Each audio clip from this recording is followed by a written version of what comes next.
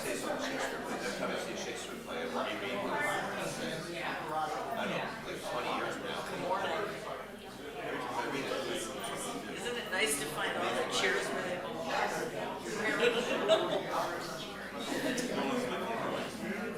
You know, I once in graduate school told my professor he was the critic, he was a Kmart critic. Open. He died. And I only did that because Howard and so much. Yes, Shakespeare and so much. Every major writer. That's why I heard it. Everyone is very excited.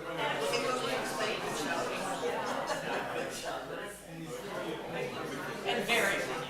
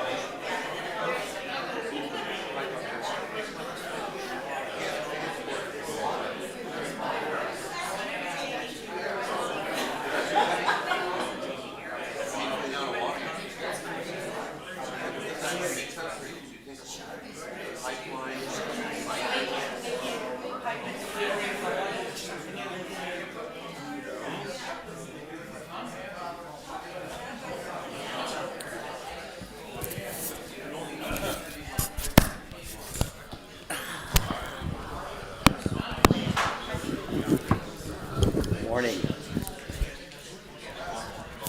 When's your mother coming?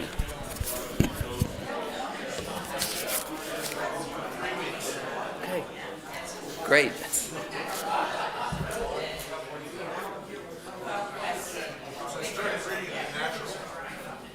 Did you? Ah, that's a great book. Can't think of it without Robert Redford.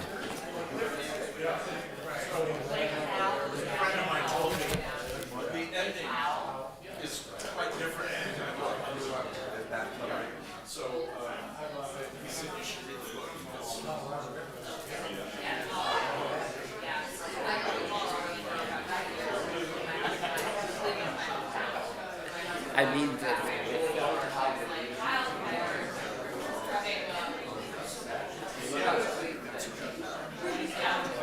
once you get started on a 900-page book, you don't have to do it. An exciting book, too. Streaming is working, so you have to repeat the question. Streaming is working. Streaming is working. Give me the little high sign like this if I forget. Just, yeah, let me know.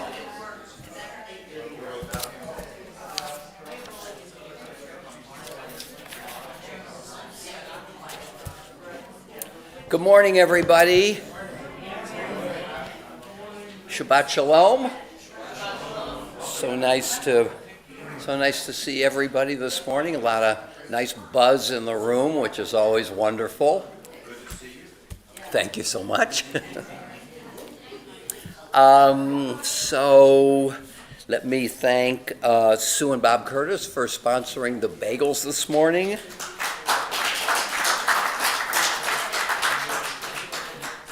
For those of you who aren't here regularly, the applause meter starts at a very high point at this point, and then it just precipitously drops. Okay, not really. And Nancy Bronson for picking up the bagels. And also thank you to Marty Rosenfield for extra treats this morning. Today, we remember with great affection Ron Rosenfield, who sat right over there, one of the hottest spots in the room for conversation.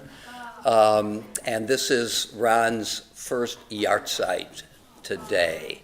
So we remember Ron with a great deal of affection. He was a person who contributed often to our conversations.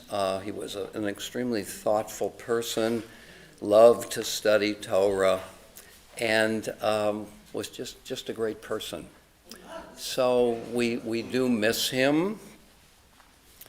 One of the, how to say this, I suppose mixed blessings of a group like this with such continuity and vibrancy, but I think we can say about the wonderful continuities in our lives, those who enrich our lives, as Ron did this enterprise, is all the more missed when he or she is gone. So we remember him with a great deal of affection. Thank you so much for helping us this morning. Just an announcement or two. Some of you are participating in our bi-weekly Modern Jewish Thinkers sessions, approximately every other Monday from 4 to 5:30. We are bringing that to a conclusion. We have been looking at the various thinkers in Alan Levinson's book, Modern Jewish Thinkers. Some of you may remember Alan, who taught at the college for many, many years, a close friend of mine, and it's a wonderful book, and we had very lively discussions. This Monday, we are going to conclude our study of the book by looking at an essay by Abraham Joshua Heschel, and then looking at Levinson's conclusions about classical societies, modern societies, postmodern. These are slippery terms, but he tries to understand them. Since those sessions were so stimulating and enjoyable, I've decided to go on with it. We will continue during the summer, not every week. Given summer schedules, it's hard to maintain that. And what we're going to be looking at is Rabbi Jonathan Sacks's recent book that, with the title, I've written it down, Not in God's Name, with a subtitle, Confronting Religious Violence. I happen to have given a book review for our library a couple of weeks ago. I happen to think it's a masterpiece, a very powerful book, elegantly, powerfully argued. He does not deny the role of religion in the outbreak of violence, but he tries to contextualize it and give us what I consider to be a nuanced view of what religion does for better and sometimes for worse. So the first session will be June 15th, 2 weeks from this coming Monday. Those of you who are interested, the book is both in hardcover and paperback. Jonathan Sacks, Not in God's Name. We'll be sending out some publicity. Some people come every single session, some people don't. No one's counting. Come when you can. Come later if you can't get there at 4 o'clock, and leave early if you can't make it till 5:30. Once again, nobody minds, including me. Everybody's busy, so I don't want people to feel that since they can't do 100% of it, that they shouldn't do it at all. That's not the way we want to think about it. Doris? I have 5 copies of the book, Oh, and I'm happy to give them to anybody who wants a copy. okay. I loved it, so I just bought a few. Yes. Yeah. And are they all the same? That's a good question. Wait, talk about faith. We take it on faith that they are all the same. Okay, so Doris has several copies and is willing to release. I'll bring them. Are you here next week? I'm not here next week. So I'll be here the next time you're here. Okay, very good. Very good. Thanks very much. Okay, so let's continue with our blessing. Baruch atah Adonai Eloheinu melech haolam asher kidshanu b'mitzvotav v'tzivanu la'asok b'divrei Torah. We praise you, Lord our God, sovereign of the universe, who sanctifies us with God's commandments, enjoining upon us the obligation to immerse ourselves in words of Torah. Amen. There is a Shabbat service this morning at 10:30. So for those who would like to attend that service and are a little reluctant to leave while things are still going on, I'm going to try to stop at 20 after 10. Raise your hand if you think we can pull that off.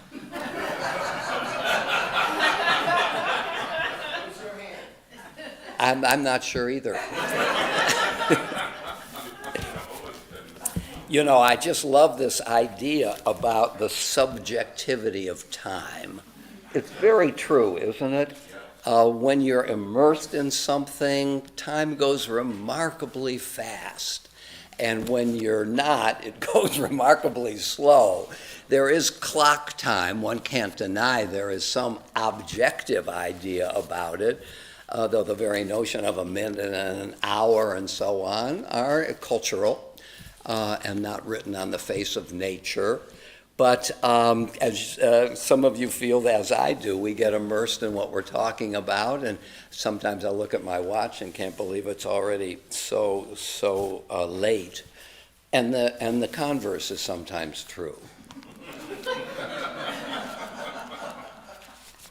had a relative who once told me, I don't understand how a day can feel like a year and a year can feel like a day. Yeah. Right. Yeah. It's so true, isn't it? I mean, there is that interesting idea of the subjectivity of time. I've heard myself mention St. Augustine recently about this, who has a long discussion of time.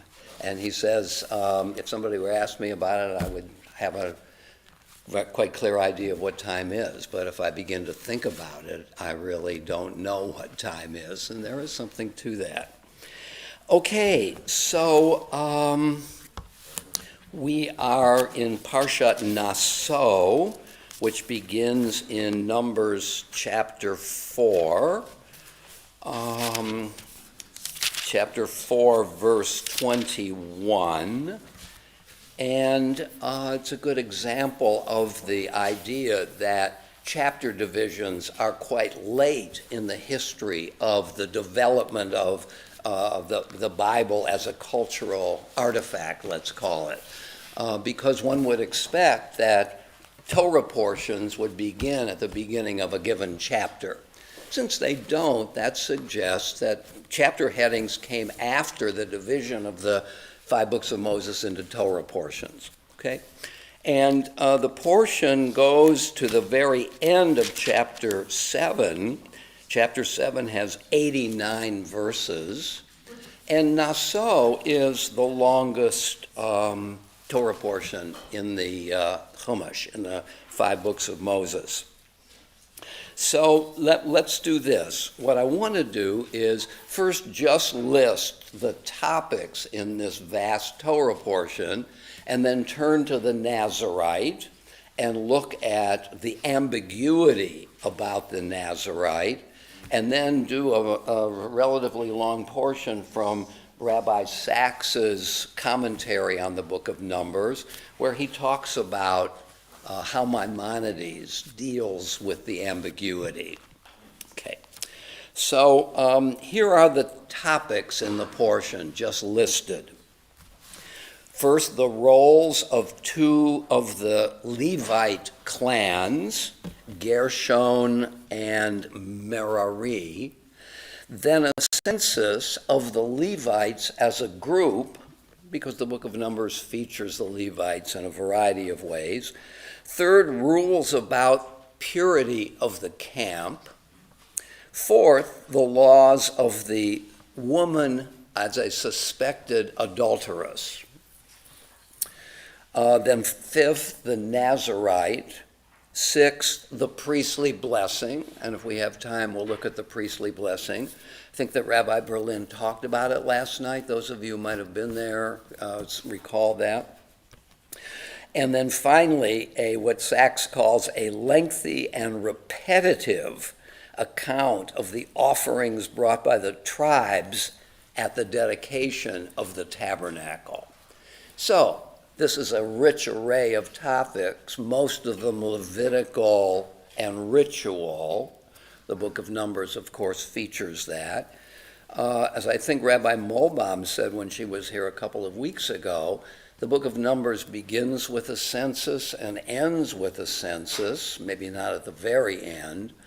And by the time the book of Numbers is over, everybody counted in the first census is dead, except for 3 individuals, Moses, Joshua, and Caleb. Okay? So Aaron dies near the end as well. So what we have in the book of Numbers is the wiping out of all the individuals who came out of Egypt except for 3. On the idea that you can take the people out of Egypt, but you can't take Egypt out of the people, and that certainly the episode of the spies in chapters 13 and 14 does illustrate the fact that the people are still yearning for Egypt and its conveniences. And Michael Walzer calls this the great anti-revolution reaction in his wonderful book, Exodus and Revolution, where he talks about the revolutionary impulse and its counter-impulse, because the revolutionary impulse takes us into unknown territory. And we're willing to have a sense of security about who we are, even if the elements are problematic. There's a freedom, a dare to be free, would be a good way of putting that anxiety. So what I want to do here is look at chapter 6 with the Nazirite. So let's turn there. Numbers chapter 6. Okay. Let me read it and then we'll talk about it. And the Lord spoke to Moses, saying, "Speak to the Israelites and say to them, if anyone, man or woman, explicitly utters a Nazirite's vow to set himself, and by in parentheses herself, apart for the Lord, he shall abstain from wine and any other intoxicant.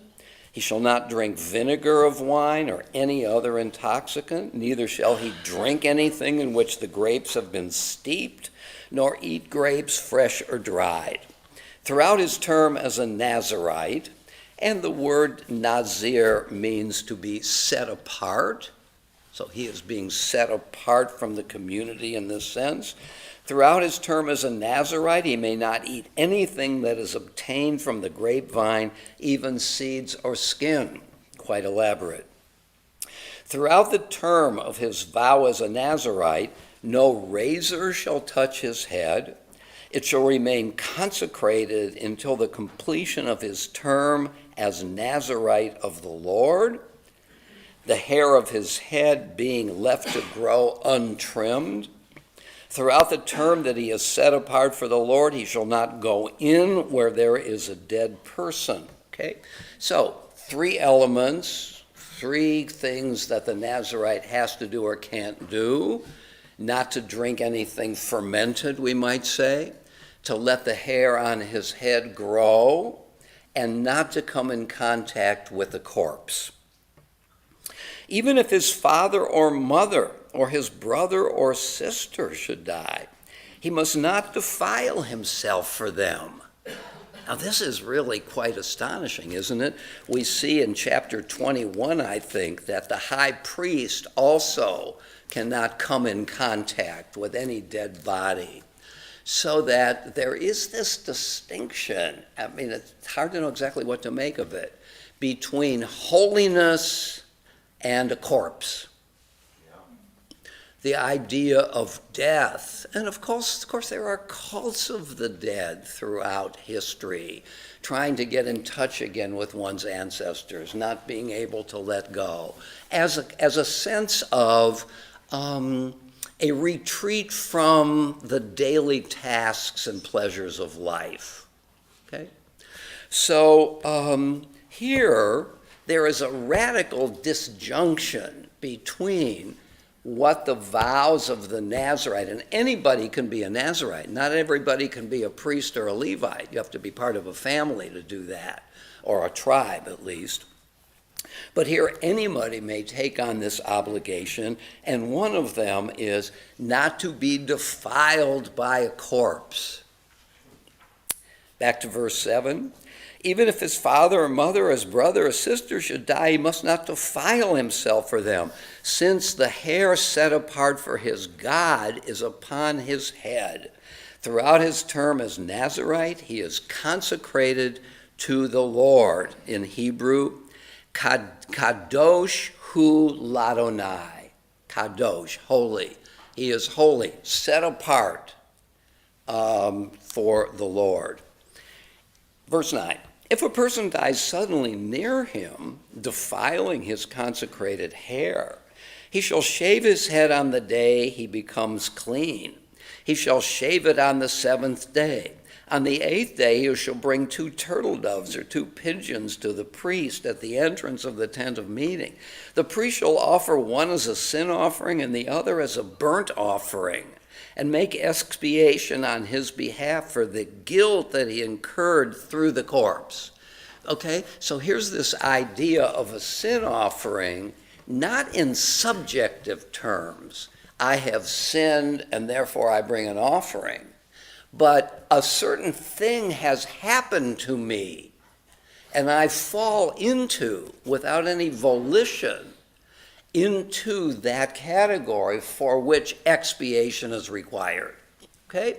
So, Evidently, the sin offering is, not evidently, here it is in verse 11, that he incurred through the corpse. Okay? It's an interesting idea. The objective understanding of sin as, in a sense, being something out of joint, something problematic. And, of course, the great idea here is we can be brought back to normalcy. We don't have to exist forever in that out-of-joint situation. The same day he shall reconsecrate his head and rededicate to the Lord his term as Nazirite. He shall bring a lamb in its first year as a penalty offering. The previous period shall be void since his consecrated hair was defiled. Okay, so if he made a vow for X number of days or weeks and something like this happens, if he's going to reconsecrate himself, he has to start all over again. Doesn't get credit for the first week or the first 6 days. This is the ritual for the Nazirite. On the day that his term as Nazirite is completed, he shall be brought to the entrance of the tent of meeting. As his offering to the Lord, he shall present 1 male lamb in its first year without blemish for a burnt offering, 1 ewe lamb in its first year without blemish for a sin offering. So here is the second sin offering. The first sin offering is because, willy-nilly, he made contact with a corpse. Okay? What's the sin here for which he needs expiation? It doesn't say. It may be the very fact that he made himself a Nazirite. In other words, being a Nazirite is a commandment, so it's a good thing by definition. But to have to bring a sin offering at the end suggests ambiguity. That maybe in some sense it's not a good thing. This is not a wild speculation on my part. This is the way in which our tradition has dealt with this phenomenon. That one can see something very positive about it, and one can also see something very negative about it. And we're going to look into that in a few minutes, okay? But you can see the issue. We see the reason for the first sin offering, just because he has had proximity. Here, there is no reason, so one can speculate about it. Maybe the sin offering is because he broke his Nazirite, he ended it. So that raises the question we're going to look at. So verse 14 again. And as his offering to the Lord, he shall present 1 male lamb in its first year without blemish for a burnt offering, 1 ewe lamb in its first year without blemish for a sin offering, 1 ram without blemish for an offering of well-being, a basket of unleavened cakes, choice flour, and so on, and the proper meal offerings and libations. Okay, so we have a problem here. This Nazirite looks like a hero. He is going to be giving up some of the felicities of life in order to dedicate himself in a special way to God. Okay? So let's take a look at what Sachs has to say about this. Okay, so he points to a disagreement in the tradition. What the Torah doesn't make clear, though, is why a person might wish to undertake this form of abstinence, and even whether it was commendable, merely permissible to do so. On the one hand, the Torah calls the Nazirite holy to God, okay, verse 8. On the other, it requires him at the end of the period of his vow to bring a sin offering. And this is what we just read, the second sin offering. This led to an ongoing disagreement between the rabbis in the Mishnaic, Talmudic, and medieval times. So this was discussed for many, many generations. According to Rabbi Elazar, and later to Nachmanides, the Nazarite is praiseworthy. He has voluntarily undertaken a higher level of holiness. The prophet Amos, chapter 2, verse 11, said, I raised up some of your sons for prophets and your young men for Nazarites. Okay? So the parallelism makes it clear. Raised up for prophets. Prophets are unambiguously a good thing, even though they may be reviled by the community. And so if Nazarite is raised here in this verse parallel to a prophet, that suggests that that is also praiseworthy. The reason he had to bring a sin offerings, that he was now returning to ordinary life. His sin lay in ceasing to be a Nazarite. Okay? So that's the first understanding of what it means to be a Nazarite and what the sin offering is for. Rabbi Elazar ben Kapar and Shmuel held the opposite opinion. For them, the sin lay in becoming a Nazarite in the first place, and thereby denying himself some of the pleasures of the world God created. Whoa! And declared good. Okay? So, the first chapter of Genesis suggests some kind of an anti-ascetic mentality. If we deny ourselves the pleasures of life, we are in a sense ignoring that God said at the end of creation, and God saw that it was very good. The world, the material world included, is a good thing. And the pleasures of the material world are a good thing. Okay?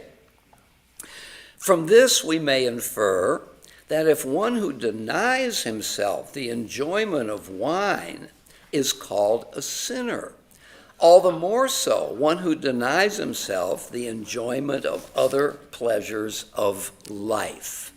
Okay. So Maimonides has now, or the tradition has now raised the issue of whether or not taking on extraordinary obligations as a special person. You're now going to be especially holy to God, and this suggests a series of rigors in order to do that. What's wrong with piety? What's wrong with being holy to God?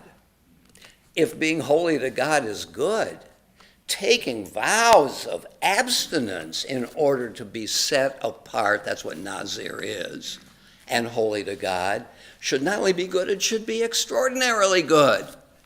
This is exemplary piety.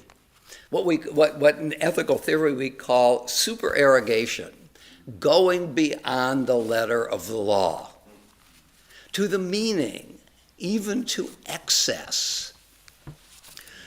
When Maimonides talks about extraordinary ethical behavior, he uses the example, you can believe it, of very pious people sitting on a boat, and people come and spit on them, and they don't even fight back verbally, because they're trying to be so extraordinarily pious that self-renunciation, even of the pleasures of a word of rebuke, have to be denied. And let's face it, when you bring infinity into your system, so let's talk about Aristotle's ethics. For Aristotle, there's a continuum from 0 to 100. 0 is a person who is not ethical at all. 100 is a person who is extraordinarily ethical. And the golden mean is between 40 and 60. The continuum of the Jewish view of the universe is not 1 to 100. It's 1 to infinity. When you have God in your system, and especially when an ethical admonition is, you shall be holy because I, the Lord your God, am holy. What's the limit to which we ought to try to be holy? To stand on the level of God, which is impossible in fact. But as an aspiration, it's certainly something to be striven for. So the ideal is infinitely good. So an Aristotelian ethics of the golden mean doesn't make room. I mean, how does Aristotle assess what the golden mean is? He takes a look at examples in the population. And you see especially good people, and you see especially, and you draw a curve, and there it is between 40 and 60, and so on. So this raises the question about whether or not the Nazarite, who may exemplify the search for infinite piety, is something that a tradition like Judaism, which with, as I put it, God in your system, cannot read out of hand. Maybe it's to be seen as a problem, but prima facie at the beginning, it makes perfect sense to strive for utter, complete, total holiness, whatever that entails. Gary? Couple questions. First of all, it's not clear, can men and women? That's what it says. Yeah. Secondly, it doesn't detail what specific obligations the Nazarite has in that particular lifestyle. That's a good point, and I don't know anything more about it. I'm sure there is a Talmud tractate, Nazir, if I remember, and it may indicate their positive things. Here, it's separation. Jim, and then Patty. If I understand it correctly, which I don't think I do, but if being a Nazarite is an individual's decision. Yes. It's not a divine decree. All of a sudden, up above told me to be a Nazarite. So, Good point. having said that, to me, the sin would be one of arrogance because the person has now decided, I'm going to be above the community. Yeah. And I think that would answer your question, what was the reason for the second offering? Because the piety, or I'll call it arrogance, can take on pretty soon. Somebody thinks, I'm more religious than you because I daven twice a day. Yeah. Okay. Or I'm a better person, Yeah. even though I don't pay my bills. Yeah. Okay. Or I don't treat my neighbor nicely, but I do all this praying, so I'm better than you. And that's what I see happening. You could even, bracket out the, even though I don't pay my bills, I'm not good to my neighbors. The very gesture of implying somehow, my neighbor comes over to me and wants to, play some ping pong. No, I can't do it because of whatever reason. Implying that, I've got a higher thing to do here than to play ping pong, just to enjoy the pleasures of life. Aren't I great? Yeah, I imply. So, it's a very good point. So this is the negative side of this. We also could easily see the positive side, and Sachs is going to draw it out. And that is attempt to, at 10 o'clock in the morning, I decide I'm going to be a Nazarite. At 9:55, I read Leviticus 19, which said, you shall be holy because I, the Lord your God, am holy. And at 9:56, I put my book down and say, that's what I'm going to emulate right now. I'm going to do what the Torah says I ought to strive to do. And I'm going to jumpstart spring training. And I'm just going to start the season right now. So, one can see the power of both kinds of things. Patty? Well, the process for re-Nazariting oneself seems to be linked to this, faultless infraction. Like if a person dies next to you, that's a total accident. You didn't place yourself there on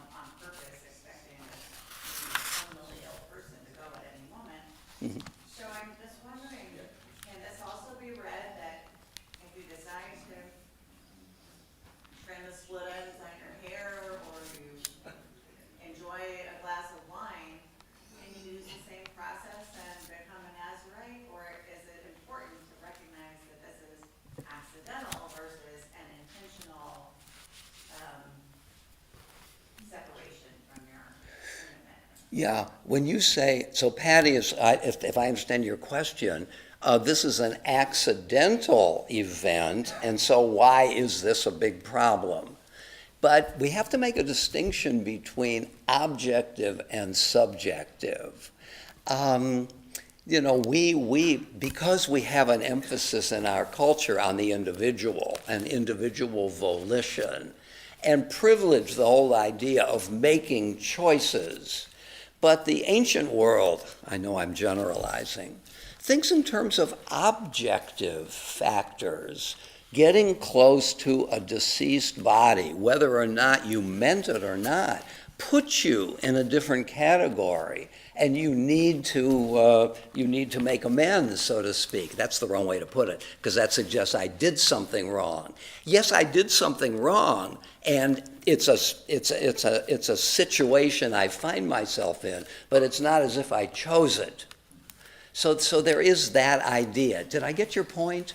Well, I'm just wondering, why just that specific example of, Problem. a problem in your commitment? Why not, if you happen to accidentally drink your neighbor's wine when you thought it was, some other kind of juice, then, can you still go through this process? It doesn't seem to address that. I think it does address it implicitly. So you can just do the same thing, 7 days, shake your head. Oh, yes, I think the process is the same as what little I understand about it, frankly. But I think that these are objective realities that put you out of joint. And I think that, choose life, what we say on Yom Kippur. I put before you life and death, therefore choose life. And that suggests a kind of a dualism between life and death. Life is good, death is not good. And one can infer from that we're dealing with a status and not with a volitionary action. I think that's what it is, but I don't know that I can defend that. Mike? So I have three thoughts. One of them, I think fundamentally was Jim made, which is, it seems to me that this is saying whichever side you're on, either with the congregation or the public or as a ascetic, Nazarite, don't let it go to your head, right? In other words, you can assume the costume of either one. If you're in the congregation, you can become a hedonist and indulge in the pleasures that God has given you in extreme, or you can deny all of that and walk around with this sense of superiority, and neither one of those is acceptable. And so you have a choice, but you have to stay within the bounds. So that's point number one. Number two is you juxtapose this to the golden mean, and I was actually thinking this is the golden mean. It is saying neither extreme is healthy, and we're setting out two extremes, and your best path is a sort of a renunciation of yourself, and which balances the two. Okay. And then the third thing I wanted to say quickly is I have heard the first and second laws of thermodynamics being, number one is you can't win, and number two is you can't even break even. And that's the way I interpret this, is you're not doing this to win. We're fallible human beings, and this is meant to be a guide and some guardrails, and you have to strike a balance. Right, so your points, all of them, are about the problematics of extremes and that we should do what is normal, have balance, have a kind of homeostasis, and so on. Once again,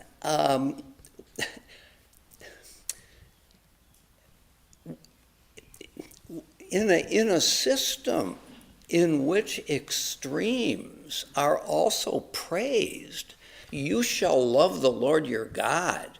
How?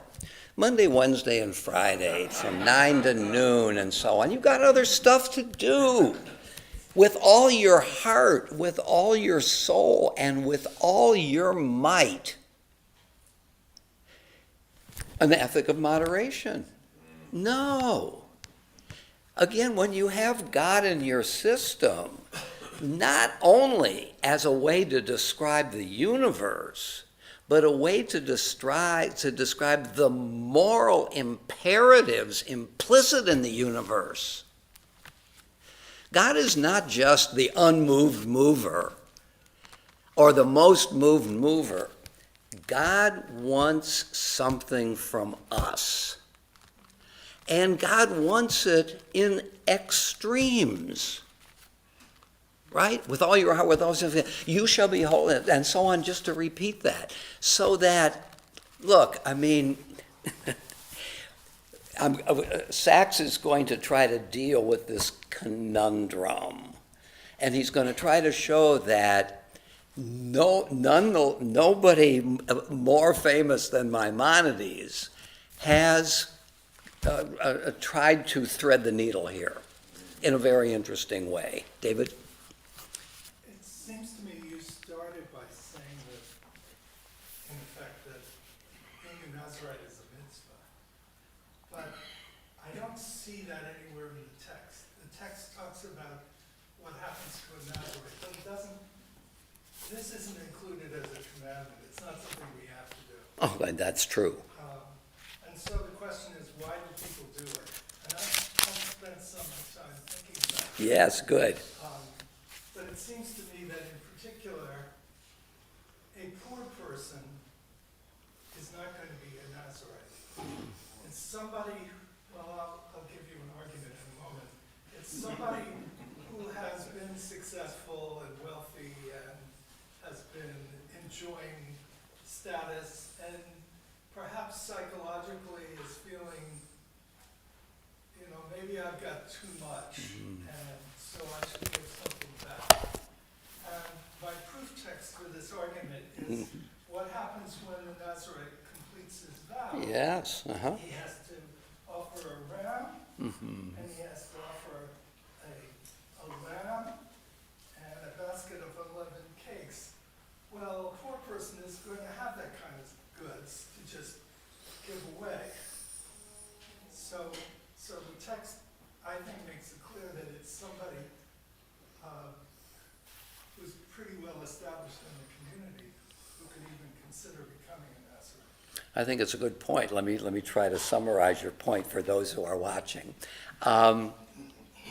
This seems to have a class bias that is not present here in the presentation, that in order to make these various sacrifices, you have to have some means.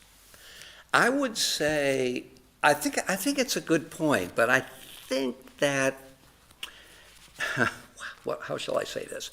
Let me try not to and just go back to your first point. Everybody can give up something, so that if you have the impulse to relinquish some of life as a mode of dedicating yourself to God, you know, you have a piece of cheese and a loaf of bread for dinner. Well, I'm just going to have half a piece of cheese, you know, this sort of thing. So everybody can give up something. I don't know, but I would think the spirit of this is that anybody who would like to embark on this kind of a path can do it, because the quality of what you give up, or the quantity, you know, let's suppose I take a walk a mile every morning. Well, I'm not gonna do it. I'm gonna just walk for a quarter of a mile. I'm not sure if that counts, but I think it's an illustration of the fact that everybody can do it. So I think in terms of giving up, that's possible from 0 to 1,000 on the spectrum of what. In terms of giving a sacrifice, I think you make a very, very good point here. This requires some real means. You can't just bring the other half of the piece of cheese as a sacrifice. So I think it's a good point. Steve? I think there's a value here that is explicit elsewhere, but maybe is not explicit here. And that value is the importance of being part of the community. And the Nazarite, explicitly by the name, is separated. And we could do some gymnastics and say, the sin offering is the fact that they have separated themselves. We have all sorts of rules about our neighbor and our obligations to our neighbor in other places. And here, it would be logical if you say, I'm separated from them. Maybe it's not monastic, but it's being apart. You're not part of the general community. And for that, you have to provide the sin offering. Very good, very good. So I'm making some notes here on the criticisms of this that we've already articulated. Excess, the problem with excess, the psychological problem of arrogance, separating yourself from the community, so that, if we drew a line down the center of a page and put pros and cons, I think we would find a fairly rich list of both. I mean, the whole notion of dedication, of self-sacrifice, of being goal-directed, of taking seriously with all your heart, with all your soul, and all your might. These are the positive parts of it. But separating from the community, excess, not common sense, and so on, arrogance, David's point here about a kind of separation of classes. Some can pull this off and some cannot. So don't you think at this point in our conversation, we have seen some very important pros and cons of this? Russell? So one more about the sin offering. I think part of that is that it's impossible to do this. Judaism is set up to be as holy as God, which is not going to happen. In order not to get drunk, I can't even eat a seed of a grape or something of great touch.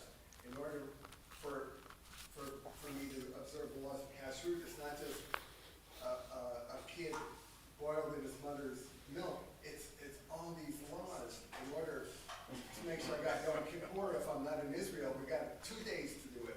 So it set up all these boundaries because this is not enough. You can't make any mistake. And I think there are so many boundaries to this. It's impossible to do it. So that we had a sin.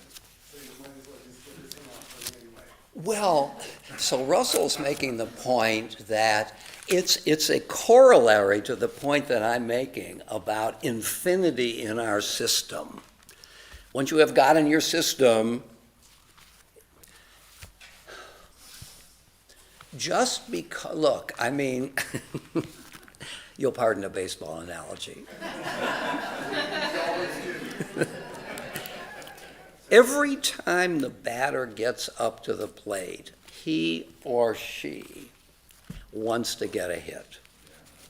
And if you say to the batter, how often do you want to get a hit? And the answer would be every single time. Hey, you can't do it. Ty Cobb, who had the greatest average of all time, 367, that he failed 2 out of every 3 times. So Russell would like to say, I'm sorry if I'm caricaturing your point. You can't get a hit every time, so go do something else.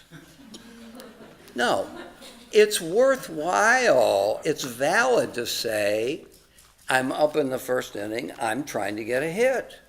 I'm up in the 3rd inning, I'm trying to get a hit. Don't you see you can't get a hit every time? Yes, but I'm still trying. because my aspiration is 100%. So the logic of if you can't do it all, don't do it at all, or it's futile, is a problem for our aspirations. I mean, every Shabbat morning that I'm here, I'm up early trying to get it right. And here comes 8:30 and I've got to get ready to go. Oh, geez, now look at all the things I haven't thought about yet. But still, next week I'm going to try again. So, once again, it's the notion of the logic of perfection. May your reach exceed its grasp, something like that, or what's a heaven for? And if I'm not striving, I'm not going to achieve. The more striving, the more I achieve, though I can never get it fully right. Ellen? It was my understanding, I think my memory is correct, that Samson's mother dedicated him when he was born. You get a gold star here. And I dedicated. So it's a good point.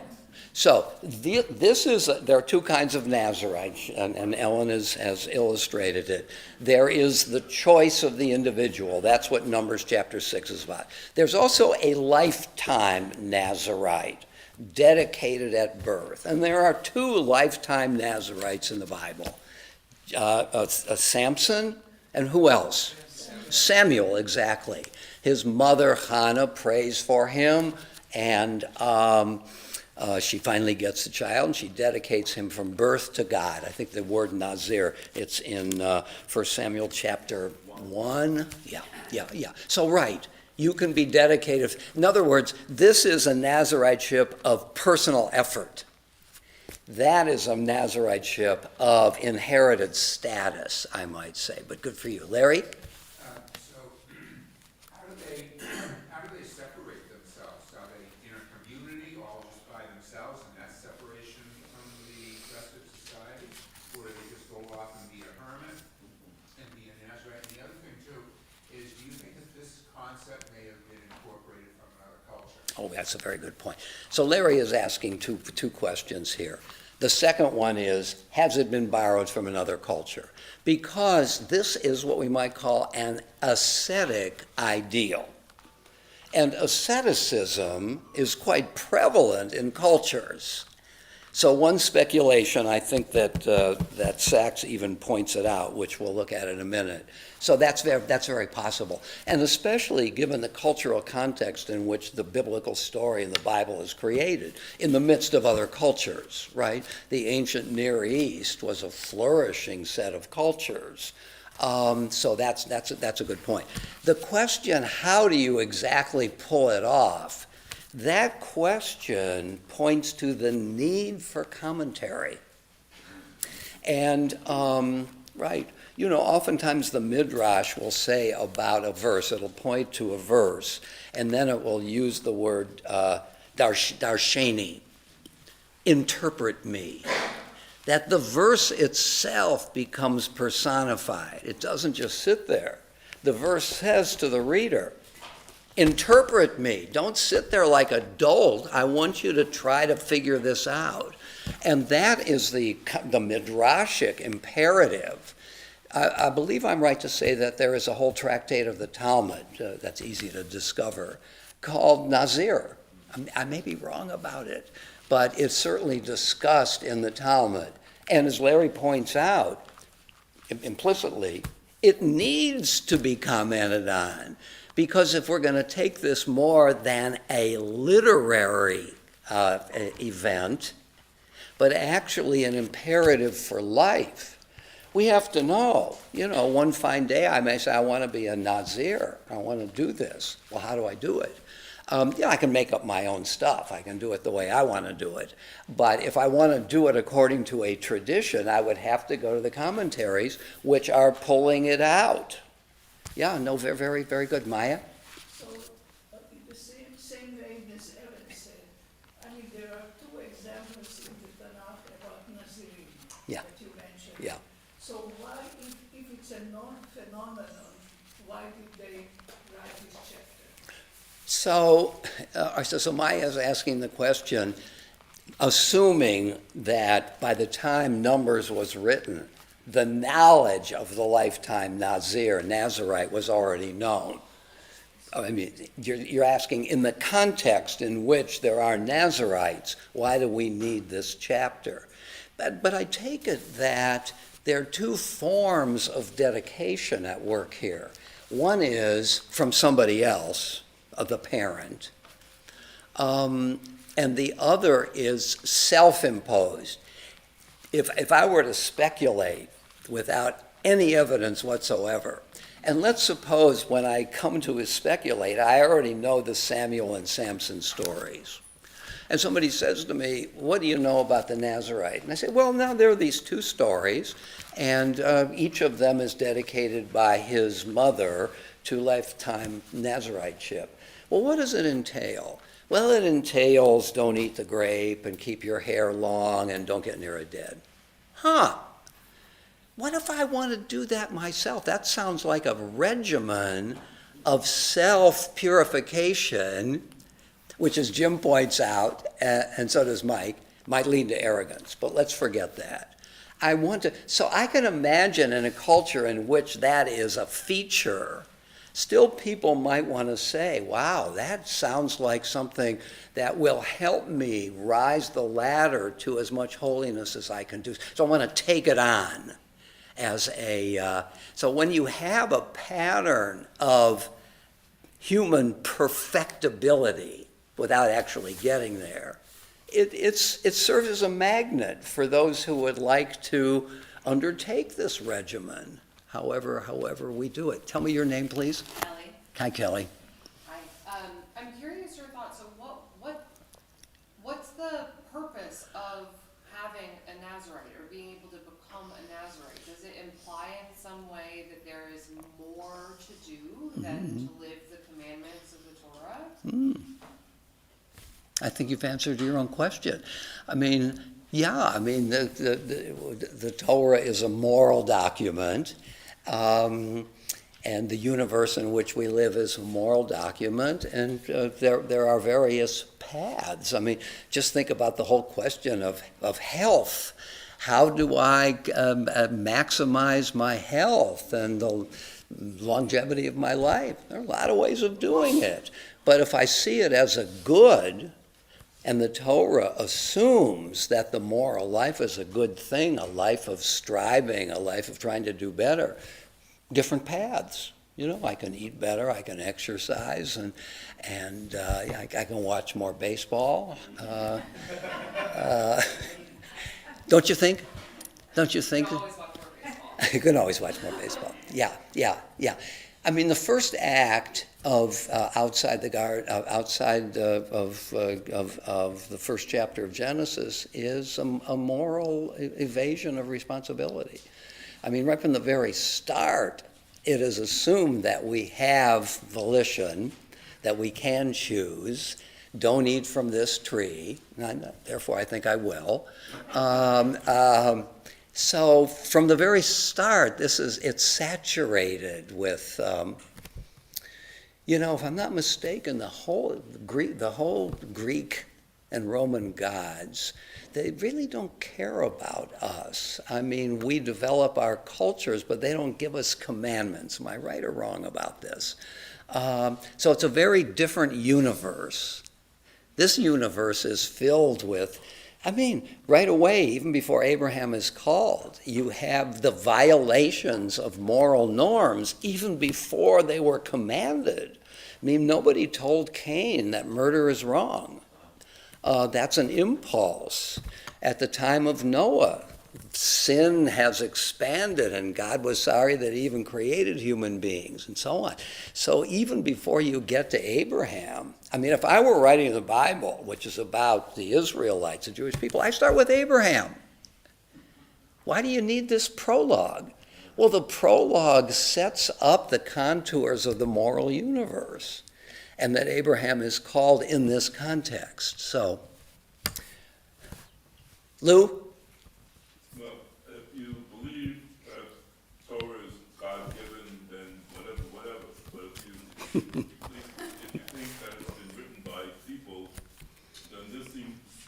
section seems very perverse. Most of the Torah indicates that is negative in terms of excessive behavior, extreme behavior. For example, Aaron's kids get whacked because they did whatever they did too much, more than accepted, they had to be more excessive. What do you call it? Pharaoh he's killing the firstborn. Sure. That's so he gets 10 plagues. Yes. What's your question? This goes against the covenant. The covenant says, "Be fruitful and multiply," and the Pharaoh realized that because that's why he started killing the firstborn.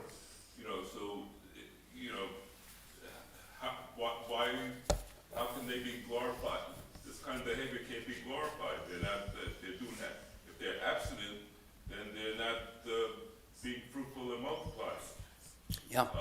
So that's one point. The second point is, stylistically, it begins by saying, it's sort of like a Jewish tradition that says, not only you shouldn't be drinking wine, but you shouldn't be eating grapes or anything that may turn to wine.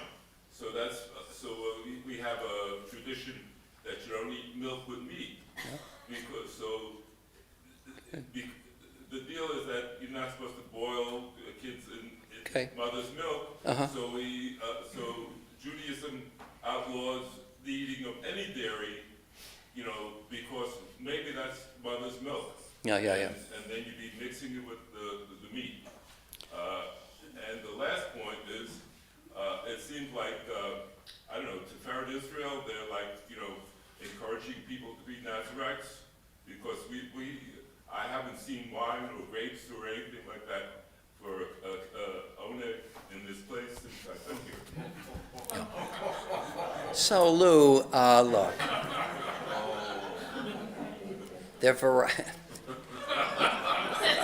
look, let me say it simply. There are a variety of ways of getting things right and wrong. Just because I love hockey and will want to go to hockey games doesn't mean the only way of getting life right is playing hockey. There are a variety of ways of doing it. And some of this, these are placeholders in a way. It's an example of a larger issue. Of course, the particulars are important, but the larger issue is, in a system like this, do we inevitably find examples of those who are trying to exemplify its mores?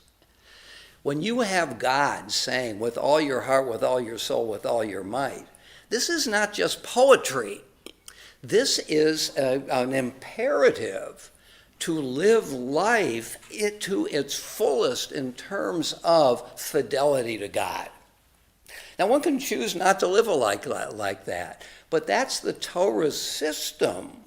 And there are a variety of ways of trying to do it. For the prophets, it's creating a just society. For the priests, it's getting the sacrifices right and not wrong. For this, it's a matter of personal ambition in the positive sense of there's things that I have an ambition to accomplish. So the Torah, I think, is pluralistic in the ways in which it allows us to be on the path. You get to the rabbis, it becomes study. That the more you study God's word, the more faithful you are to God, the more knowledge you have, and the more implications of your study you're likely to infer. Jack? So I have an unrelated question. We know that the Nazarites aren't supposed to eat grapes because there's a chance that it might turn into wine, or some small amount of wine might ferment. Mm-hmm. But other things can produce alcohol, Yeah. like barley produces beer. Is there something about wine that's uniquely dangerous compared to other types of drinks? I think this is an example of that logic, that an intoxicant, for whatever, that doesn't tell us why, I might say, could lead to drunk driving. But I could just also say that, see, one of the problems with asking why this is that we might miss the idea that this is an example of something larger. And it's hard to know what the larger is. I mean, in some abstract sense, the larger is some sort of self-denial in order to make room for another view of life. Why it's an intoxicant, I mean, we could imagine why it is, it gets us drunk or, creates other problems. But I think, I might be wrong about this. I think that these are just examples of the logic of sacrifice. But now self-sacrifice, the sacrifice of, I might say, ego, without becoming egoless. What do I want? Well, that's less important than what I'm wanted. What am I called to do rather than what am I going to call myself to do? David? I want to pursue further this notion that being a Nazarite is not a mitzvah. There's nothing in the text that Lots of luck. Why, there's nothing in the text that explains why one would be a Nazarite. So we can ask the question, why does the text start out by saying, when a person becomes a Nazarite, blah, blah, blah. Yeah. And you have made this point in other contexts, that a text only refers to some behavior because that's been going on. Oh, that's been good. Do I make that point? I Wow. would suggest that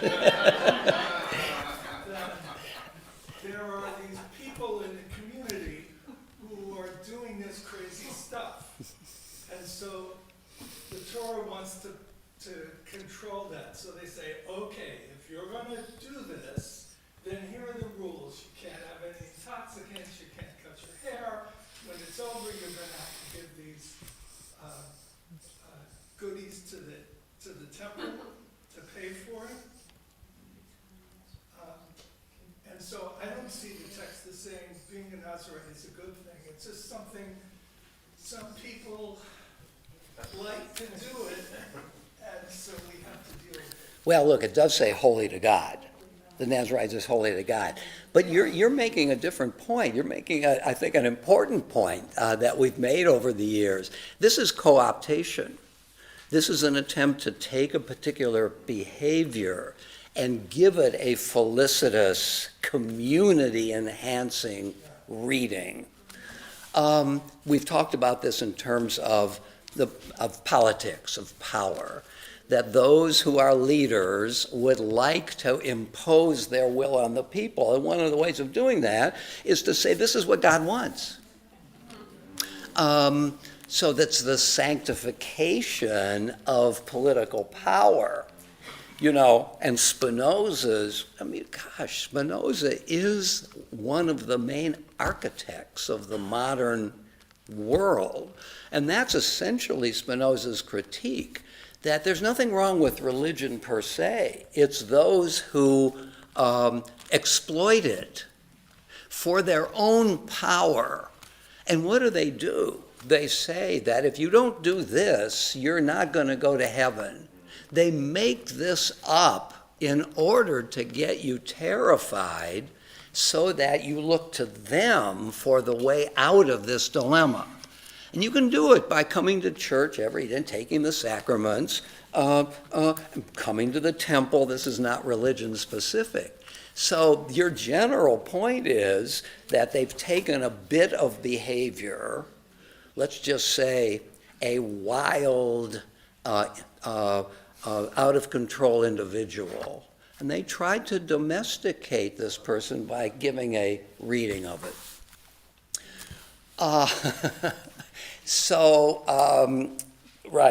Right. So, what do we call this? There's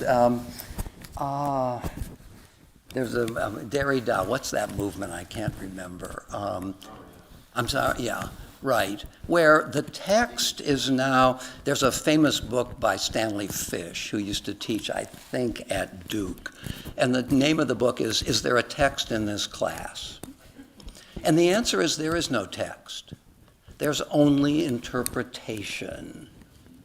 And therefore, the notion of there is a truth beyond the subjective need to interpret it in a certain way. And who's to say this is totally wrong? So, I mean, really the search for knowledge, what is really true, is long and hard.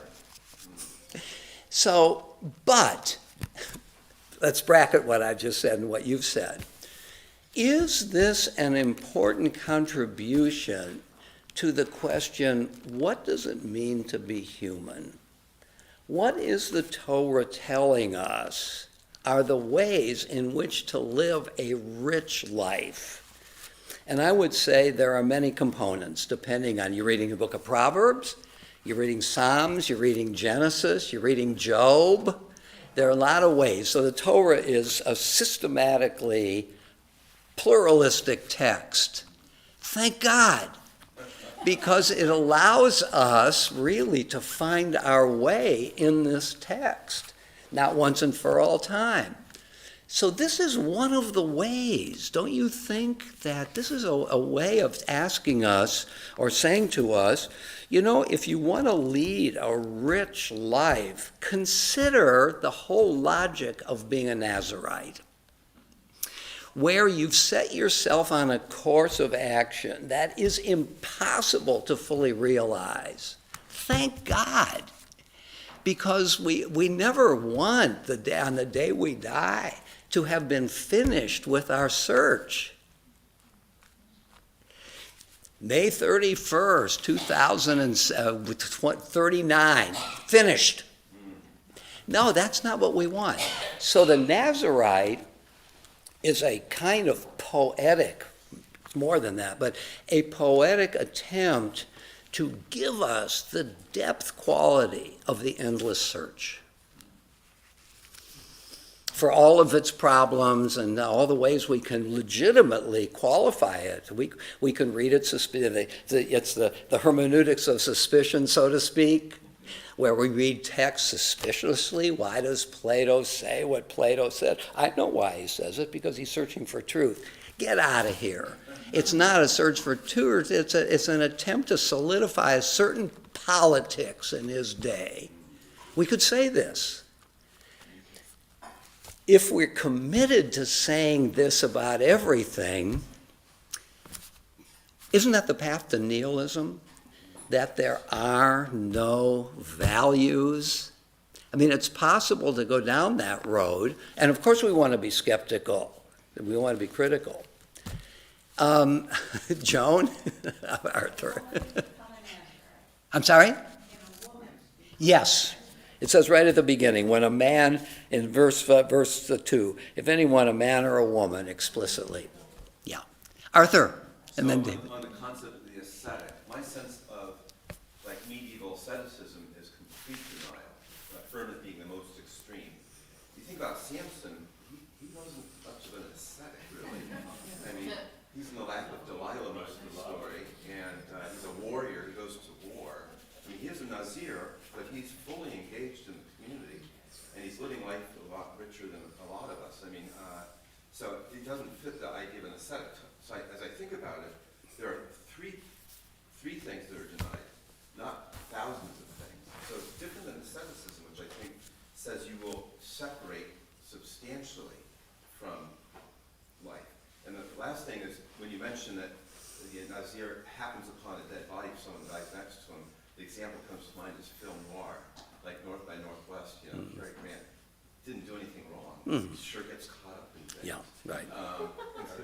So I love that concept of you're minding your own business and whammo. Yeah. All of a sudden you're sunk into a situation. That's a good point, actually. Volition and choice are important, but they're not everything. Some things happen to us. Your point about Samson not being in the image of Numbers, Nazirite, What I infer from this is that there are different views of the Nazarite in the Tanakh. One is your mother said you're a Nazarite and you do some ascetic stuff, but you're not obligated to do what Numbers says you have to do because there are different traditions. A Nazir is a person separated in some way, and I take it that may be the continuity among the different views.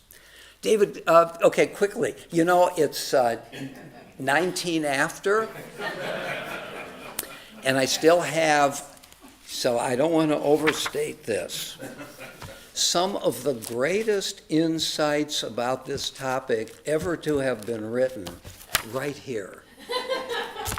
And I've got a diminishing number of seconds to do it. David.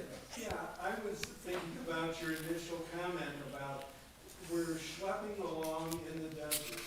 How do we eliminate this overwhelming mentality of slavery? So one way to do it is to aspire to become holy. And this is a path. It's not a perfect path. It's not, in some ways, perhaps an extreme path. But it's one way to reach holiness. I like that very much. So what David is saying, if I'm going to summarize it correctly, especially for those who are watching, is that we've got to remember what is the master narrative going on here.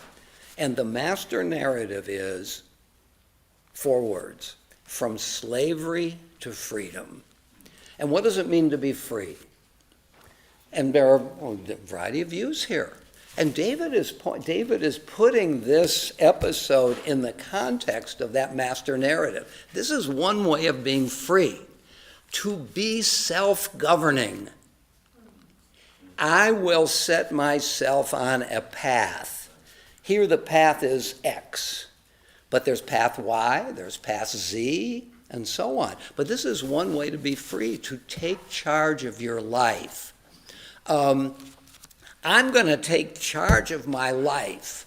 I'm going to, every night at 6 o'clock, I'm going to my pantry and I'm going to get a package of Fig Newtons. And I am going to sit and watch TV for 4 hours, and I'm not going to stop until I've eaten the entire package. Why are you doing that? It's my way of being free. That's possible. But I think we would say there are ways of being self-generating that are more productive than others. One way of doing it would be to search for infinity, to try to find a path that never ends but always continues to grow. I'm not going to do the Fig Newton thing. How about the Oreos? So you see, I think this is a very good point here, that if we kept in mind the arc of the story, we could begin to see what I think we've not done sufficiently, is to see some unlikely episodes as contributing to the wealth of ways of being free, as a community, as an individual.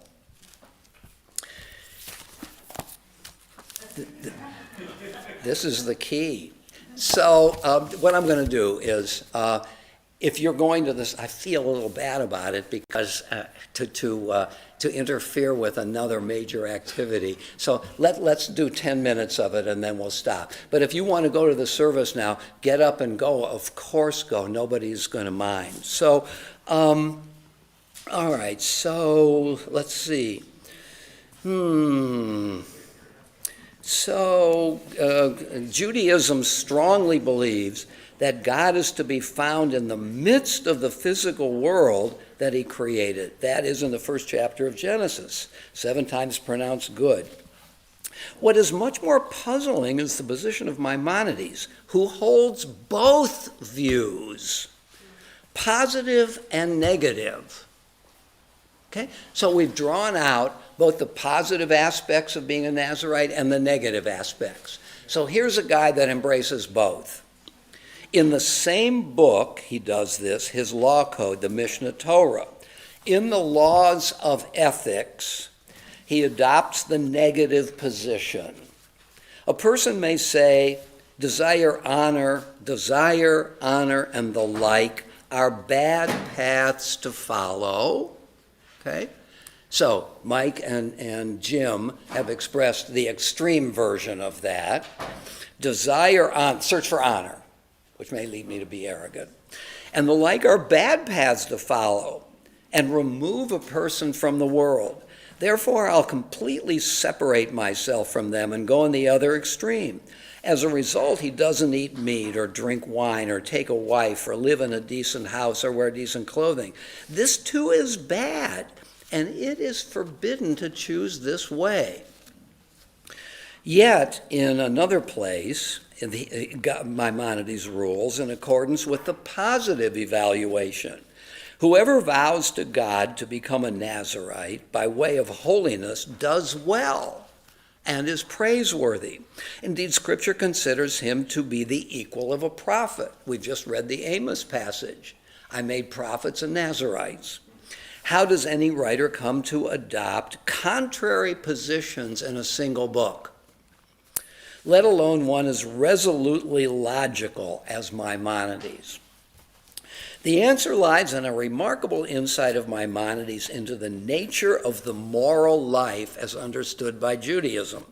What Maimonides saw is that there is not a single model of the virtuous life. He identifies two of them, calling them respectfully, and here it is: the way of the saint, the chassid, and the way of the sage, the chacham, the saint and the wise. The saint is a person of extremes. Maimonides defines chesed as extreme behavior, good behavior to be sure, but conduct in excess of what strict justice requires. So, for example, if one avoids haughtiness to the utmost extent and becomes exceedingly humble, he is termed a saint. That is excessive behavior, now understood at least neutrally, if not positively. The sage is a different kind of person altogether. He or she follows the golden mean, the middle way. See, here is Maimonides doing something quite spectacular. He's trying to synthesize two great traditions: the Aristotelian tradition of the golden mean and the biblical tradition of infinite striving. The sage is a different kind of person altogether. He or she follows the golden mean, the middle way, the way of moderation and balance. He or she avoids the extremes of cowardice on the one hand, recklessness on the other, and thus acquires the virtue of courage. Reckless, way over there on the continuum. Coward, way over here.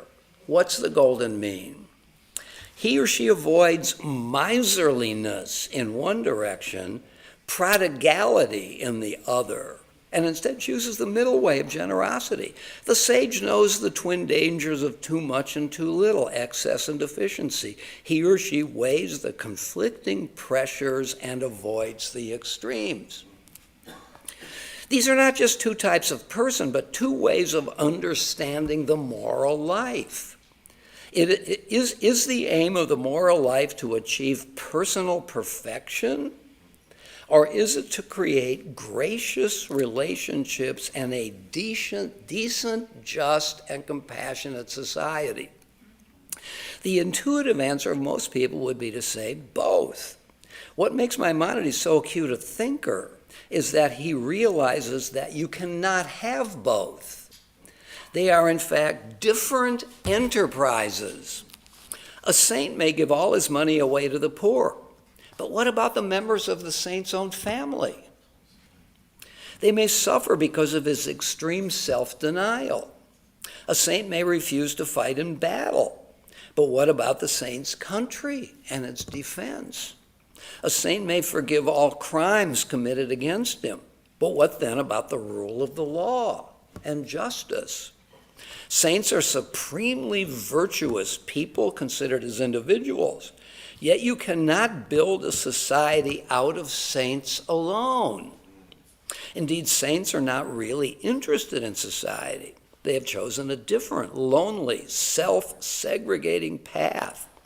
I know, this is Sachs now, no moral philosopher who makes this point as clearly as Maimonides, not Plato or Aristotle, not Descartes or Kant. It was this deep insight that led Maimonides to his seemingly contradictory evaluations of the Nazarite. The Nazarite is chosen, at least for a period, to adopt a life of extreme self-denial. He's a saint, a chassid.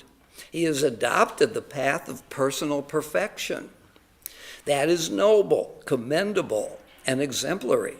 This is why Maimonides calls him praiseworthy and equal to a prophet. But it is not the way of the sage. And you need sages if you seek to perfect society. The sage is not an extremist because he or she realizes that there are other people at stake. There are the members of one's own family as well as the others within one's community. There are colleagues at work. There's a country to defend, a society to help build. The sage knows he or she cannot leave all these commitments behind to pursue a life of solitary virtue. In a strange way, saintliness is a form of self-indulgence. We are called on by God to live in the world, not escape from it. In society, not seclusion, to strive to create a balance among the conflicting pressures on us, not to focus on some while neglecting others. Hence, while from a personal perspective, the Nazarite is a saint, from a societal perspective, he is at least figuratively a sinner who has to bring an atonement offering. Yeah? So, from the personal point of view, he's a saint for doing this. And the sin offering is because you gave it up. Whereas from a societal point of view, that's precisely a sin, or at least it's extreme to separate yourself from the complex work of society. Maimonides lived the life he preached. We know from his writings that he longed for seclusion. There were years when he worked day and night to write his commentary to the Mishnah and later the Mishnah Torah. Yet he also recognized his responsibilities to his family and to the community. In his famous letter to his would-be translator, Ibn Tibbon, he gives him an account of his typical day work in which he had to carry a double burden as a world-renowned physician and an internationally sought halachist and sage. See, what Maimonides did is he secluded himself because he was trying to describe Judaism in its totality for his age. But he was also a community person. He was a saint and followed the logic of the saint, which is a good thing, but also a problematic thing, and the sage, which is a good thing, but also a problematic thing. The sage is going to make compromises necessary for society work. The ideal becomes a bit of a phantom if you're dealing with the everyday complexities of your society.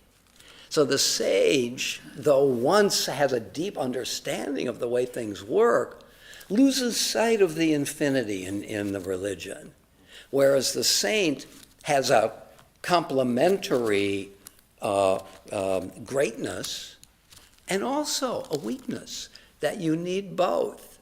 So that the Nazarite is it's a paradigm for a way of living a life, and the sin offering can go either way.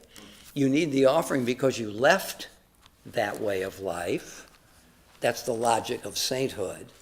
And you can give a sin offering because you were there in the first place. And how dare you? That's the logic of the sage. So that in a way Maimonides has tried to resolve some of the conundrums of this passage. Why drawing out two different ways of living the moral life. Don't you think that's great? I mean, the guy knew. Didn't he? Every now and then you read somebody, you say, he knew. Oh my God. I mean, I know not everybody here loves Wagner, but there is a moment in the second of the four operas when his wife reads Wotan the Riot Act, and she withers him. He knows he has lost. And somebody said about Fricka knows. Fricka really understands. Every now and then you get an author like that. This is the Fricka of the Middle Ages. Don't quote me.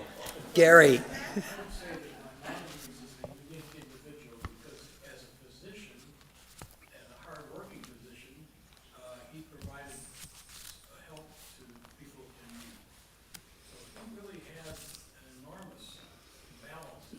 He really did. Someone that, it's very hard to compare him to anyone. Yeah. His balance in his life, which was not a long life either. Yeah. Well, 63, he died at 67, I think. Well, as I pointed out before, on his gravestone in Tiberias reads the following: from Moses to Moses, none arose like Moses. From Moses on Mount Sinai to Moses Maimonides, there was nobody like Moses Maimonides. And you can see it. I mean, here's a guy who wrote the Guide for the Perplexed, which is an attempt to reconcile Aristotle and Torah. So he's bringing Aristotle into the house of Judaism.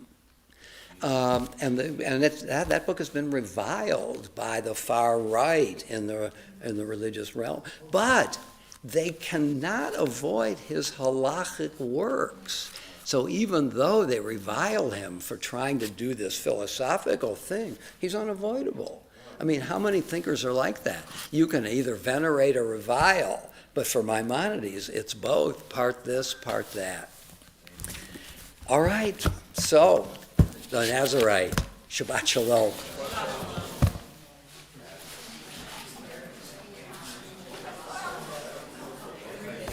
Are you familiar with the Tibetan Buddhist Chogyam Trungpa? No. I hate this word, but he's controversial. I hate it because you can say that without taking a position. But he wrote a number of pretty good books. One of them is called Cutting Through Spiritual Materialism. Away from the mic. Cutting through spiritual materialism. Well, what he says is, every time you are presented, let's call it a spiritual opportunity, you have the risk of taking ownership of it. And as soon as you take ownership of it, you give it. Well, I think it's exactly what we're doing. Which is, it's great to be a Nazarene as long as you don't turn it into a monster.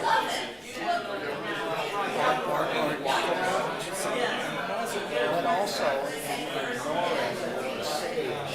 Yes. But the sage can do the same thing. That's what I take from this is either that's why I say not only can you win, but you can't break even. Because no matter which side you choose, you're invincible. Well, Maimonides, this is sound. 100% agree. I think that's exactly. And it's possible on a much lower level for us to do the same thing. You don't devote yourself single-mindedly to your work. And you forget your person in the world. And isn't this important? Our kids, I mean. That's right. And there is no resolution. Well, there's that no is the trick of life. You're constantly, as Churchill said, you're constantly in a raft, bailing water. But there is a way, it's not all or nothing. There is a way of doing this well. Right? Right. But you have to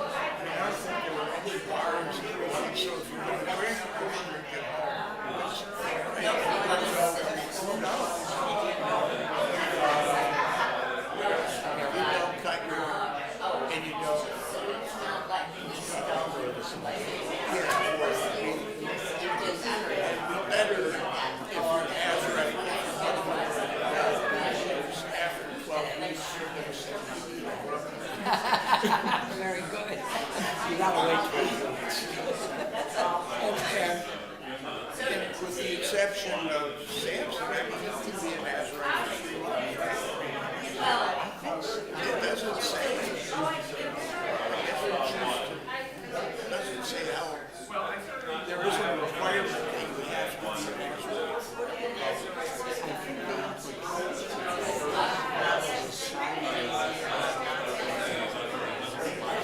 That's Samson.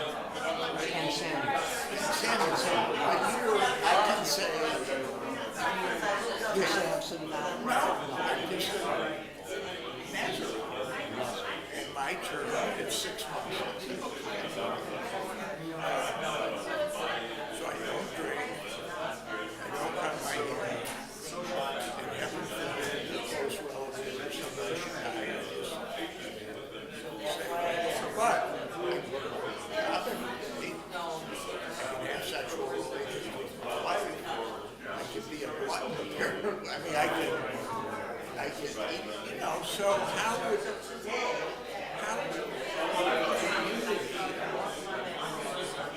and it says you have to make an explicit vow, but it doesn't say you're a priest and stuff. So you're doing, so it's an internal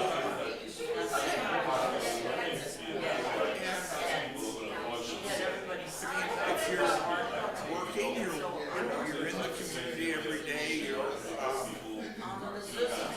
in society. If your job is an X-ray technician, you're running X-rays, and that's an open. You haven't gone to a cave or a cloister, monastery, or something. So, yeah. Well, it's still a matter and you need to take it seriously. Because the implication for your desire the implication is not necessary. That somehow there's something asocial happening as well. Right? Not necessarily. I think that's your point. I mean that, and I don't think that. Yeah, no. It may be that God understood that there would be people who wanted. I mean, Rabbi Caruso has a meditation routine. Does that mean he's arrogant because he's striving to do something that the rest of us don't do? Or is it not? So if you're Nazarite, you don't pay your bills, does that make you arrogant? If you pay your bills, but you're a philanderer, does that, I mean, just paying your bills doesn't mean. So anyway, it just seems to me that Nazarites get a law deal not there, but out here. I think that the out here. And it's like everybody else. Point. I mean, you analyze it and recognize that, taking literally, there can be a set of personal commitments without being affecting anybody else, including the rest of your life.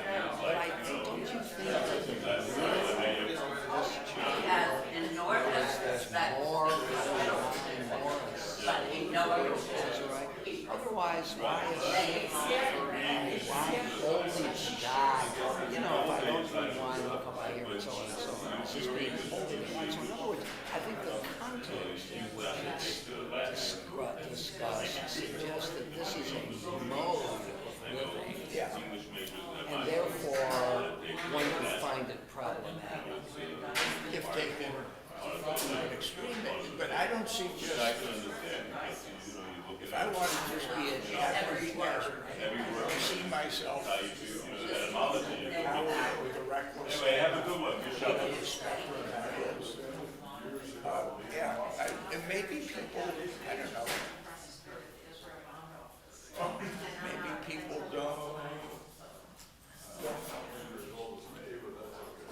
are scared of people who maybe try to have ideas or practices which attempt to get closer to holiness, or because rather than saying, well, that's a way, my God,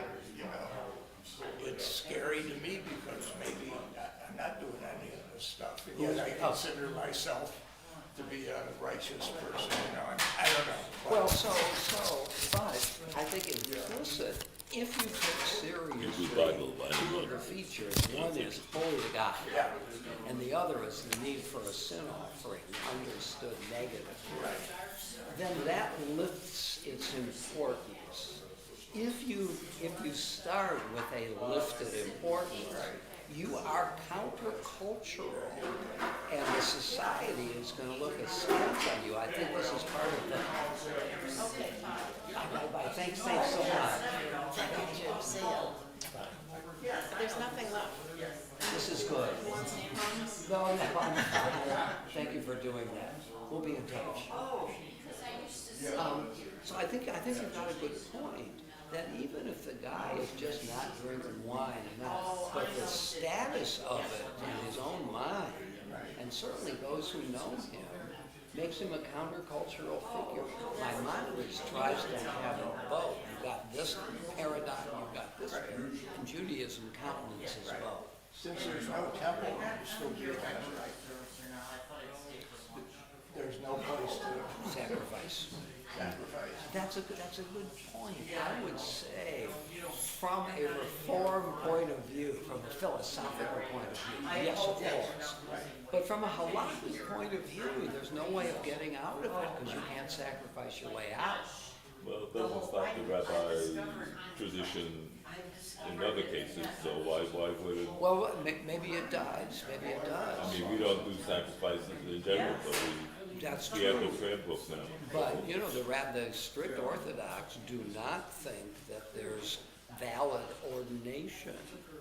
That ordination is always half-baked because we don't have a temple in Jerusalem and therefore we can't pass this on and so on. I mean, they all make do, but they do say in a theoretical sense, the framework isn't there for fully realizing what is the activity. In practical terms, yes, and that's your point as well. There can't be, strictly speaking, a Nazarite because he can't get, I guess you can be a Nazarite for life if you want to be, but you can't get out of it. Right. Well, but can you pray your way out of it? Because doesn't Maimonides say that, you know, prayer sort of is the more mature, you know, is the more mature way Well, of that's a that. good point. That sacrifice was the beginning, but then we moved on to prayer. Yeah, you know, that's an interesting point. I think that's his view in the guide, but I don't think it's his view in his halachic texts. And we'd have to go to see, because there he's got to be faithful to the law. And I think he would agree, without ordination, certain things can't happen. You can't have ordination without a temple. There you go. I don't. That's what drove Mrs. Maimonides crazy. No, no, she was driven crazy long before. When he said, you know, I think I'm going to devote myself to Torah, she said, is it too late to get out of this? You can do that if you build a second bedroom in this house. And give me the TV. Right. Yeah, very good. Well, it does open up a lot of great issues, doesn't it? Yeah. So, We'll talk. And I just looked at my schedules on the refrigerator. Okay. That's going to happen. I know it is. It always does. It always does. And We go to minor league games together. And one quick thing. Yeah. What's it? I like what Dave said, because, you know, the last week we talked about adultery. And it said, and many people made the comment that said to prove adultery is so crazy that I think it was more to make people, have people not go through it, you know, because, you know, who wants to put their self in front of, says I've been adultered, you know, and I want to do, you know, and the woman has to do this and this, you know, it's too crazy to go through. You better to settle, better to talk it over. Yeah. You know, so maybe this thing with Nazarites is the same deal. It's like, you know, it's there to have people avoid being Nazarites because it's kind of crazy to be a Nazarite. You know, abstinence and all that, you know, it's like, you know, more demanding more than is reasonable. No, I think it's a good point because there are different motivations at work. I mean, it may have pragmatic implications. Don't commit adultery because adultery is deleterious to relationships and to society. But that's not strong enough. So you've got to bring God into it and say God commanded it. So there's a conflict between doing it for its own sake, which means follow the commandment because it's a commandment, Right. and the ulterior motives, which are also important. And Dave's pointed out the ulterior motives, but they wouldn't be enough to elicit compliance. Yeah, well, I mean, the idea is to avoid compliance. In other words, to avoid people having, because, you know, they've taken themselves out of sort of kind of, I don't know if they remove themselves from society, I don't know what the effect is, but, you know, Well, they're not being, to me, the covenant's the big deal. Because every time, you know, things get testy with the Jewish people, Moses goes to God, says, oh, remember the covenant. You know, so that's like the big deal. Absolutely. I think that's the biggest deal in the whole Torah. And it's true about, say, a marriage relationship. Remember the vows that we made. So, you know, I mean, you know, so when anything that goes against the covenant is kind of, you know, that's treading on, you know, things. It's treading on what is ultimate, what it's all for. Right, I mean, you know, that's the first thing, you know, that sustained the Jewish people while they were slaves in Egypt. Absolutely. Because that was it, you know, there wasn't much else to the what do you call it, to you know, there weren't 10 commandments, there weren't this, there weren't that, it was just the covenant. People said, oh, I remember the covenant, we gotta continue. And the thing about the covenant is it's not time bound and therefore not time dependent. Right. It transcends and therefore is not subject to the ravages of time. Yeah, well, That's the genius of it. true. Anyway, good Shabbos. To you too. Did you get my note about the Sachs book? Well, I heard it from the horse's mouth. But I sent you an email. I didn't read it, I guess I didn't keep up on it, but thanks That's okay, for that's all right. responding. I sent And I'll be looking forward to getting the book. Good. All right? Do you Take have care. somewhere you need to go? No, I Okay, don't. so 3 questions. One is, would you say what Maimonides was doing philosophically between Aristotle and Judaism was similar to what Paul did between Greek and Judaism? Yes. I was just wondering whether or not the stakes were the same. And in a way they are, because Paul is trying to make an accommodation to the Hellenistic environment and also attract Greeks. And Maimonides too is responsive to his environments. You can't avoid the truth that is philosophical. So he's trying to show that Judaism and that outside truth are really compatible. Yeah. Yeah, no, I think that's what he is doing. And he says in a couple of places in the 8 chapters, which is his ethical treatise, we embrace truth wherever we find it. Which could involve both cultures. And he also says in the guide, when he's talking about the issue of the creation of the world out of nothing, which is an axiom of biblical religion, he says if Aristotle believed in the eternality of the universe, and Maimonides explicitly says, had Aristotle created an argument that is valid for the eternality of the universe, I would have to accept it. But since he didn't, I get to do this. To do this, yeah. But that's his commitment also to Hellenism, to Aristotle. At the end of the guide, in my view, he becomes a Platonist, but it doesn't matter. What's Platonist mean? Plato. Plato, yeah. The allegory of the cave, you know, that allegory from the Republic. And he uses that model for the final chapter of the Guide for the Class. And very simply, what is the allegory? Well, so for Plato, we all live in the cave. And the cave is the arena of opinions and not truth. And those opinions are generated by the leaders.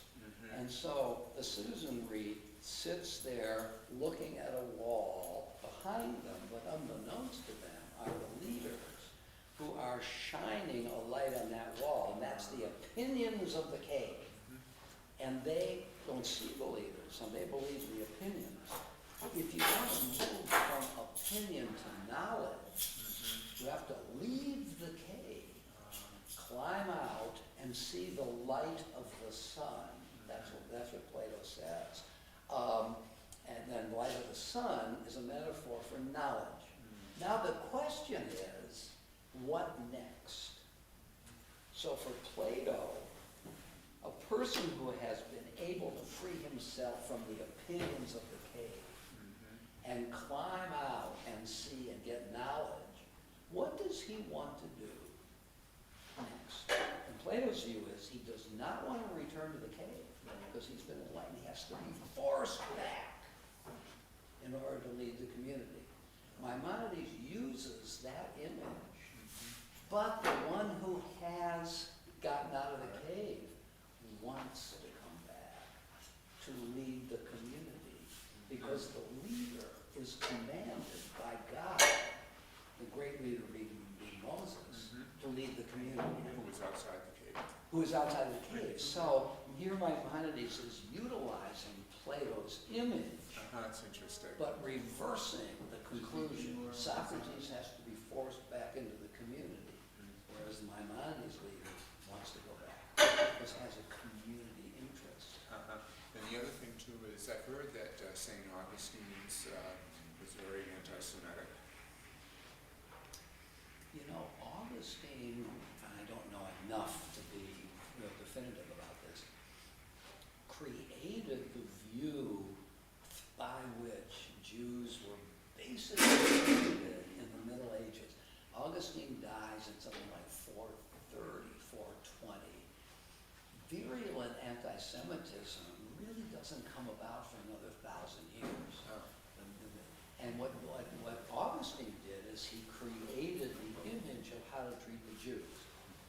We have to protect them because they stand for the diminished life form that comes if you deny Christ. Exactly, yes. And so we have to keep them alive To show to this. show this. So it was Which I knew that, and I was just wondering, it was an anti-Semitic idea, but it had the effect of protecting the Jews. Yeah, interesting. Yeah. And then the other last question I have is, what is the difference, Nazir means to be separate, right? Okay. What's the difference between that and kadosh? Yeah, that's a good point. I would say I asked Maya, Maya. she attempted, and she had some insight into it, but she said, see the rabbi. Yeah. I'm not sure I can do better than Maya on these questions. I think kadosh is an aspiration. It's a limit. God alone is holy. So holiness stands out there as a goal. Nazir might be a vehicle for starting down that path to holiness, of which the Tanakh has many. I mean, Amos, let the justice roll down like waters and so on. So this is just one way. So I think kadosh is the goal, the aspiration of Nazir is one way to get there. I think so. Yeah. I separate myself